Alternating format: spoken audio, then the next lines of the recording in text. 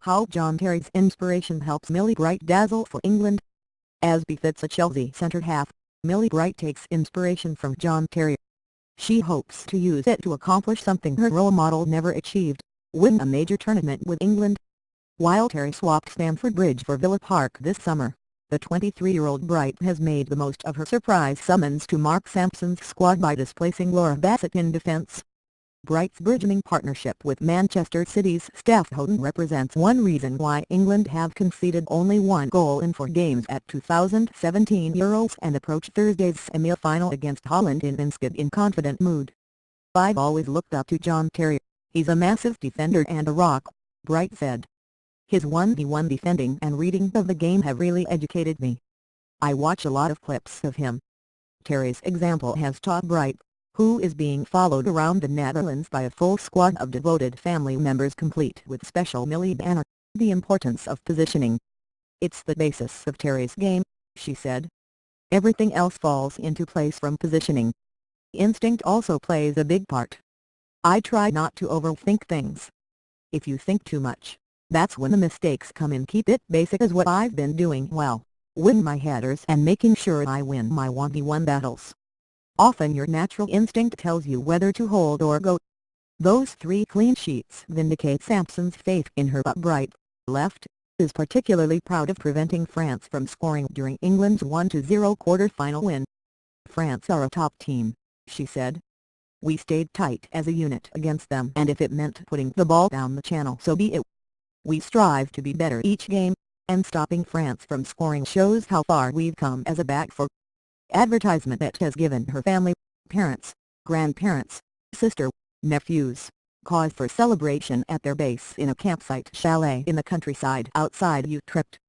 "They've been blowing my phone up. They're really overwhelmed. My mum was so emotional after the France game. This tournament is not just a big experience for me but for them as well. They've never been in this sort of environment. It's just as big a journey for them as it is for me." As near-perfect tournament debuts go, Bright, and her strong tackling, are pretty much setting the template. "I didn't know what to expect," she said. "But the support the other girls have given me is unreal, and I tried to come in with no fear. I'd say I'm a front-foot defender. I never hesitate to go in for a challenge. You have to get one over your opponent and dominate them. My granddad Arthur always told me, if you're going for a ball you go in 100%, never half-hearted.